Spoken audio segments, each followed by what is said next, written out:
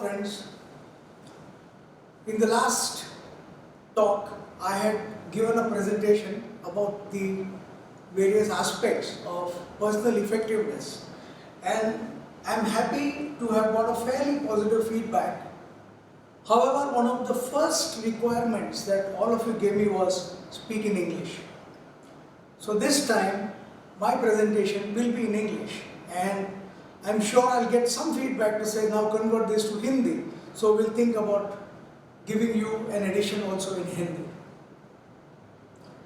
What I'm going to talk about this time is an aspect which touches the fringe of personal effectiveness at all times: relationships. Every aspect of personal effectiveness is touched at some point or the other by our relationships, and we are bound by our relationships right from our birth till our death. Relationship starts right from the time we are conceived. We are born out of a relationship. The moment we are born, there is a first relationship that is developed between the child and the mother, one of the strongest relationships that one can think of in human life. Parents, siblings, then the close family, after that the first circle, the second circle. As the child starts growing, the number of circles of friendship or relationships grow, and therefore at, let's say, middle age, an individual is bound by various relationships which directly or indirectly impact the individual effectiveness. How do these various relationships impact effectiveness is what we are going to try and look at today.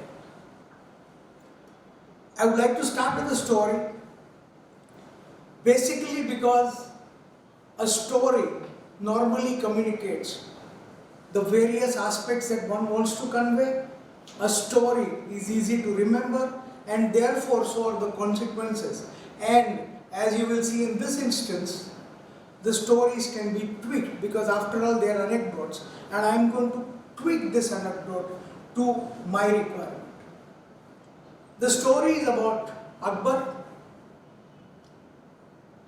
Among the various conversations that he's had with Birbal, this one relates to Akbar not being able to sleep well, not being able to perform his duties well because he is worried. He is worried on various aspects. He doesn't trust most of the inner circle. He feels that most of those near to him are very selfish. He doesn't know whether he is getting the correct reports from all of them, and therefore he finds that he is not able to sleep well because he is worried most of the time. He calls in a number of specialists and is being treated across time. 4 to 6 months time gone, and yet Akbar finds that he is not able to sleep well. Birbal realizes that something needs to be done to communicate to Akbar that there is something more than just his lack of sleep. So he gets in a therapist who has a number of sessions with Akbar, and ultimately the therapist tells him, you need to wear the shirt of a person who is free of worries. Once you wear that shirt at night, you will be able to sleep well, and you will slowly get into the habit of sleeping well once you start wearing his shirt. Time goes on, so Akbar sets thinking, so I'll probably have to find somebody. If only I can get somebody who doesn't have worries, maybe I'll be able to sleep well. Come the next session, the therapist asks him, so what did you do? He says, I don't know. Where do I get a shirt from? What did you do about it? He said, no, I've just been thinking. He said, no, you have to go and find out. Find out where from you can get a shirt from an individual who has absolutely no worries. So Akbar goes to his darbar, to his assembly, speaks to all his soldiers, to all his generals, and said, look, this is my problem. I don't get sleep because I'm worried. I don't get sleep because I have these issues. I have issues of trust. I have issues of relationships, and I'm not able to sleep well. If there is anyone amongst you who gets very good sleep, please, I need your shirt. Well, all the generals are only too happy to please. Everyone comes up with a shirt and says, sir, here is my shirt. But if you ask me, I don't think I sleep very well. So that round is gone. Akbar calls an assembly of all the big leading merchants in society and tells them the same thing. He says, look, I'm not able to sleep well. I need your help. I need the shirt of someone who can sleep well, and therefore I have been told that if I wear the shirt of someone who can sleep well, I'll get good sleep. The merchants also want to help him. So the merchants also tell him, sir, anytime, all our shirts are yours. It's after all your money. However, we do have sleep issues, we do have worry issues, we do have trust issues, the same as you have. This puts Akbar in a big quandary. And as was wont in his time, he starts out on a round of his kingdom, and as he is going around, walks into the jungle, and there he finds a fairly young man compared to Akbar, maybe around 35-40 years of age, sitting under a tree, singing a song, playing some music. So Akbar stands there, listens to him for some time. This guy doesn't know who Akbar is. Then he says, so, guest, how are you? Come, sit down. So Akbar joins him there, and they said talking. As they said talking, Akbar starts asking him about his family, about his issues, and he says, no, I have nothing. I have absolutely no issues. Where is your family? He said, my children are grown up, they have gone out. I have done my duty by them, and I don't need anything of them. I have this land. God is there to look after me. I have enough to look after me. My children, when they need me, know that I am there. And I know that my children are there for me when I need them. He says, don't you have any worries at all? He says, absolutely not. Why should I have any worries? Aren't you scared? They're scared of what? I'm not scared of anything. He says, wow. Then he divulges his identity and says, look, I have been worried for the last few years that I have been suffering for want of sleep, and I have been told to wear the shirt of an individual who has absolutely no worries and who is free from the kind of fears that I have. Please give me your shirt. At that point in time, the man starts crying. He said, my lord, how I wish I could have helped you. How I wish I wouldn't turn you away, because this was one opportunity to help my king. I have absolutely no worries on earth, but I don't have a shirt. So do we see that material things, happiness, all these things don't go together? The king went back, talked to Birbal, talked to his consultant, and said, look, the only man I found who had absolutely no worries doesn't have a shirt. So what do I do now? Birbal said, that is what I wanted you to know. Because all the relationships that you have as of now are tied some way or the other to a relationship which is born out of selfishness. If you have helped your relative, it is there because you expect them to help you. If your relatives are hanging on to you because they want something from you, if your generals are true to you today, it is because you are paying them, and it is because they know there is a fear that if they don't, then you will be punishing them. So you don't have a relationship which is free from all these encumbrances. This story takes us to what impacts and what are important for our relationships. Dr. David Wolf, who has been a consultant in behavioral aspects and who has written a number of books on personal effectiveness, says that he has drawn his ideas of relationships or any aspect of personal effectiveness from Hindu philosophy. And what does Hindu philosophy have to say about our material nature? He says human beings are driven by three kinds of material nature: tamas, rajas and sattvic. They all are defined by be, do and have. It is the juxtapositioning of be, do and have that decides the nature, whether it is tamas, rajas or sattvic. Tamas is inertia. Tamas is where there is a tremendous amount of selfishness. Tamas is have, do, be. So a person with a tamas nature would say, if I had something, I would do this and I would get what I wanted. If I had ₹1,000,000, I would be able to buy a nice house, I would be able to get a good car and I would live a good life. That's tamas. I'm not going to do it. I don't know how I'm going to go out and do it. But if I had this, so I don't have to do anything. I will only keep thinking, if I had this, this is what I would do. That's tamas nature for you. Rajas is, I do something, so I get something and I will become this. So rajas nature is do, have, be. If I work very hard, if I do a lot of business, if I have a large turnover, I will get a lot of money, and with that money I will buy a house, I'll buy a car and I'll be happy. So that is a doing activity.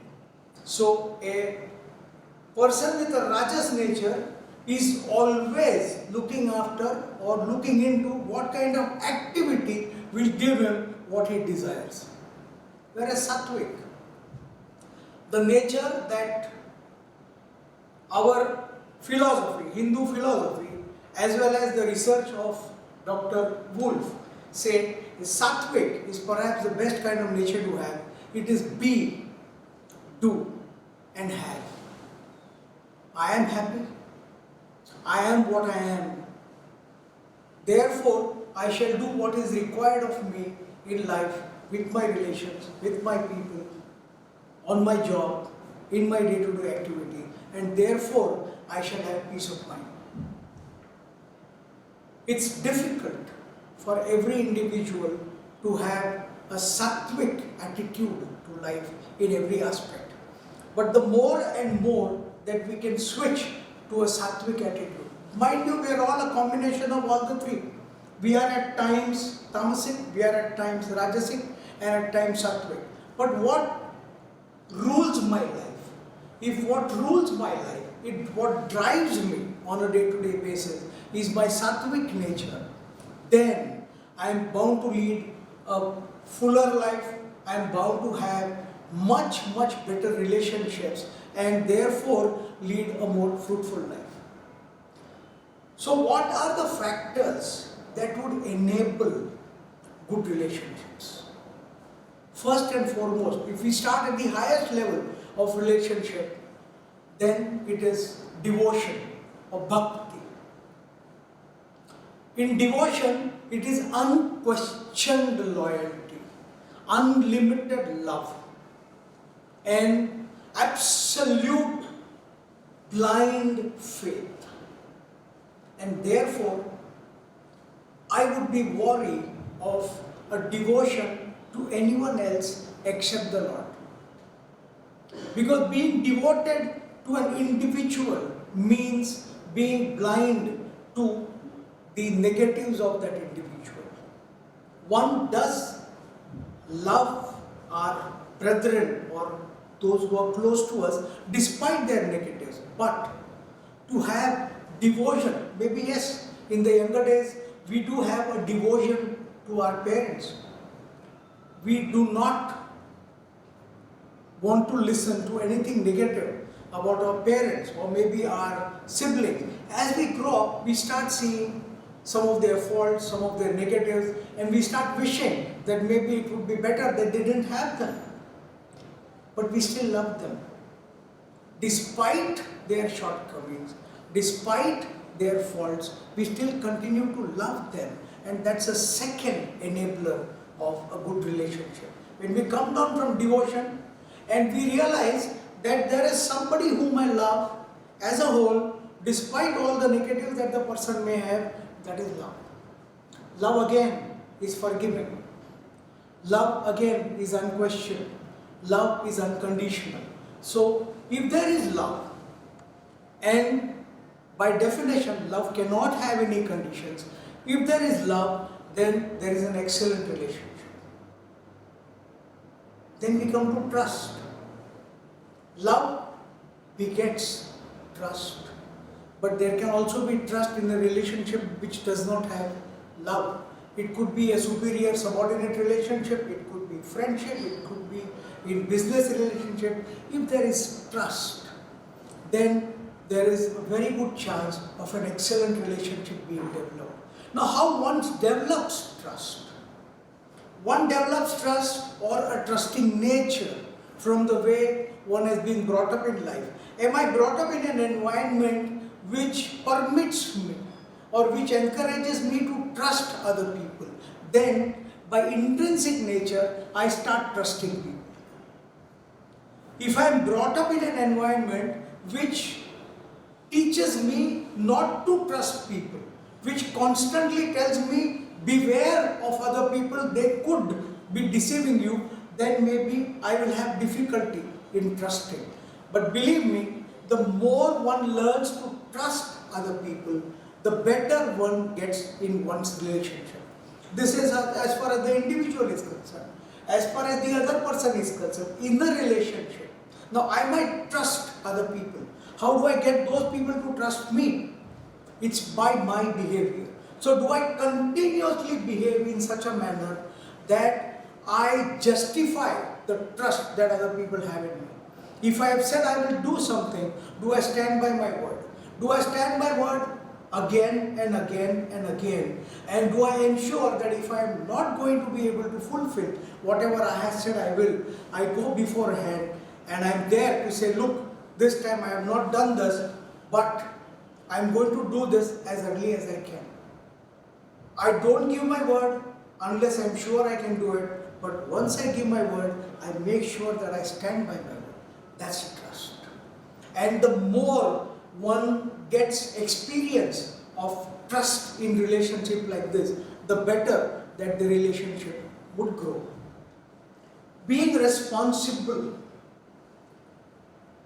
If in a relationship I show that I am responsible for carrying out my part of the relationship, rather than expecting that the other person will behave in a particular fashion because I have this relationship.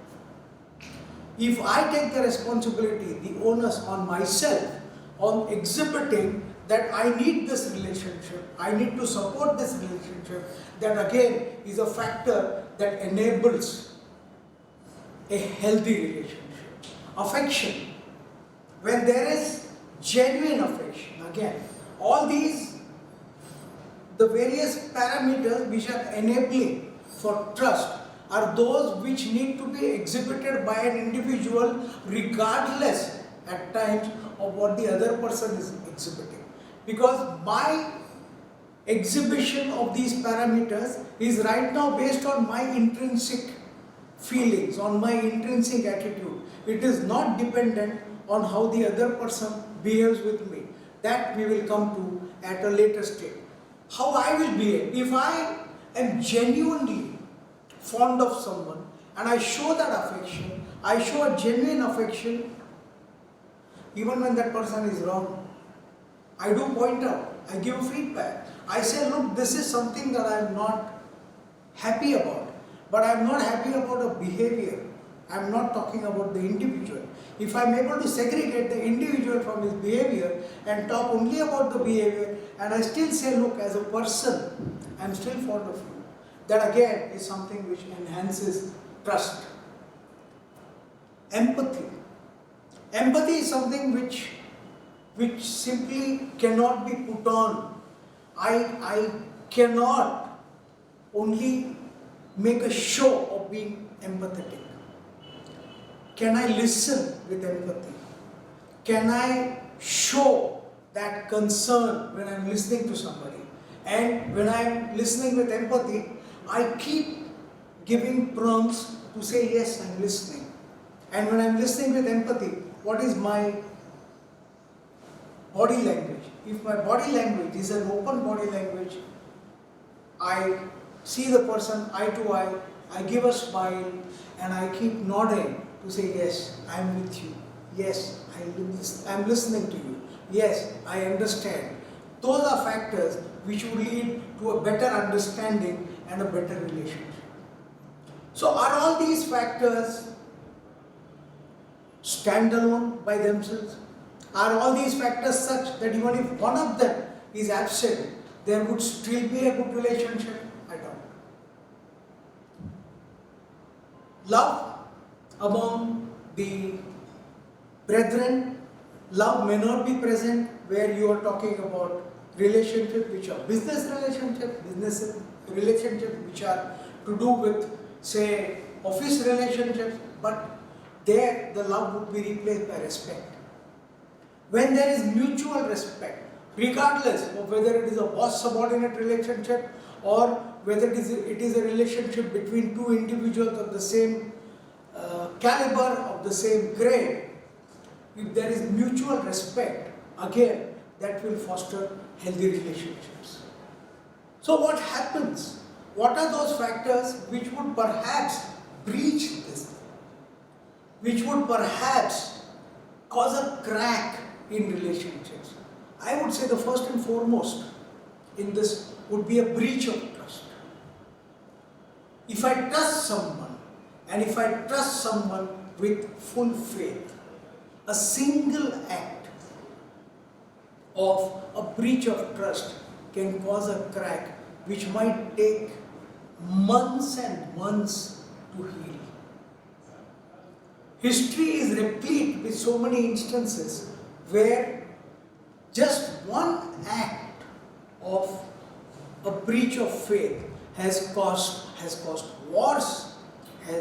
Today, if you look at the number of divorces taking place, a large percentage of them would be because of this breach of trust. Breach of trust would lead to questioning of love, would lead to question of loyalty, and therefore it could cause a breach which is irreparable.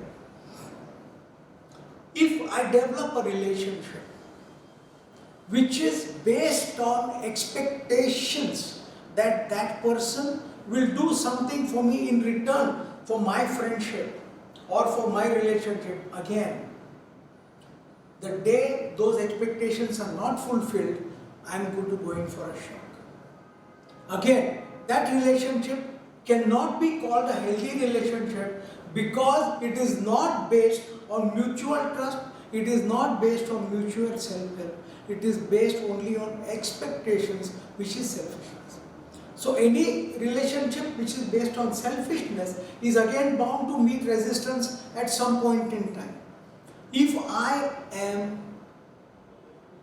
in a healthy relationship with a colleague, with a friend, with a spouse, with my brethren, with anyone, I need to respect that individual's freedom to say no at times when that person is incapable of giving me any help.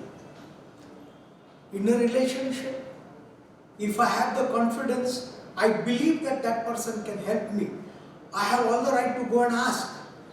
At the same time, if I understand that that person has a full right to say, look, I'm sorry, I can't, I need to be able to digest that.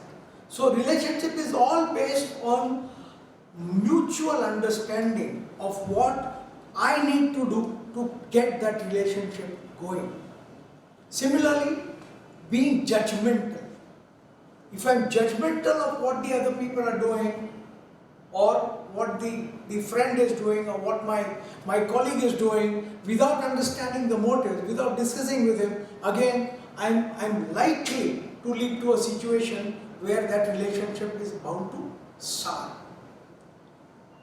If I'm patronizing of someone who is very close to me, if I'm patronizing of someone either in front of him or behind him, even if I'm patronizing someone behind him, he or she is bound to come to know that I'm speaking of him or her in a patronizing manner. Again, patronizing immediately makes us unequal.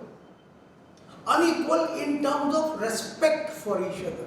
I'm not talking about equality of status, but equality in terms of the respect for each other. If that suffers, again the relationship is bound to suffer. If I play the victim every time, with a colleague, with any of my relations, if I am constantly playing the victim to say, look, this world is unfair to me and you are also unfair to me, every time you do this, you are being unfair to me, again, what I am putting there is my tamas nature. Since the world is unfair to me, I don't need to do anything. I expect you to take the first step every time to improve the relationship. That's not going to lead to a very healthy relationship. If I display a lack of concern, again in every relationship, it is important for me to show concern every time my friend or my colleague has an issue. It relates to empathy. Empathy, which is a favorable factor, lack of empathy, lack of concern, and it shows, is again something which would go against a healthy relationship. Or at the last of these is taking a relationship for granted. So there are so many instances where one would say, you can take my help for granted, you can take my assistance for granted, you can take my love for granted, you can take my wealth for granted, but you can't take me for granted, which is my self-respect. If you take me for granted, again, and if I find that you're constantly taking me for granted, this again is likely to lead to a breach in relationship. So these are various aspects. I have a theory in this which I propose to discuss in the workshops when we deal with relationships, is that the impact of any such breach in the relationship is a function of the inverse of the closeness of relationship. Let me explain. If I have various circles of relationships and the closest to me I take as one, then whenever there is a breach, the inverse of that is also 1, and I take 2 as the factor of the impact, then my relationship is impacted by 2 into 1, that is 2. For anyone else, let's say somebody who is 3 distances away from me, then the impact is 1/3, the inverse of 3, which is 1/3 of the 1, right? So the further away that a person is from me, in terms of my relationship, the lesser I will feel the impact. Which is why, perhaps, if Pakistan does something, they are close to me. If Pakistan does something, I am impacted when they say something about India or when they criticize me. But if a country like North Korea were to say something about India, maybe I wouldn't really bother. It's closeness. If my cousin says something against me or something about me and I learn about it, I am likely to be impacted much more than, let's say, an acquaintance whom I met maybe a year ago. So this is an idea which I want to develop, which I want to discuss, and which I want people to understand, because if we want to take care of relationships, then we need to understand who are the people who matter to us and how much are we willing to do to foster this relationship. Before I close, I am not for one saying that I am above all these relationships, that I have done everything right in life and that I am not impacted at all. But there was one incident in life which was almost a life changer for me. We are aware of the close friendship or the close relationship between Amitabh Bachchan, who is one of the stars, the most well-known stars in India, and Amar Singh, one of the most well-known politicians in the UP politics. At a time when Amitabh Bachchan was very low in his career, Amar Singh was one of those who stood by him and helped him to come back on his feet. We don't know what transpired later on, but they moved apart. And about 6 months ago, Amar Singh said something very derogatory about Amitabh Bachchan and Jaya Bachchan. It came out in the press, there was a lot of discussion. Somebody asked Amitabh Bachchan, this is what Amar Singh has said about you. And this is what Amitabh had to say. He said, Amar Singh is a friend, and I have given him the full freedom to say what he wants about me. Friends, that for me at least was a life changer. If I focus on relationships rather than issues, if I say that a relationship is more important to me than minor issues, can I let bygones be bygones? And can I focus on improving the relationship? That's the thought that I would like to leave you with. Thank you.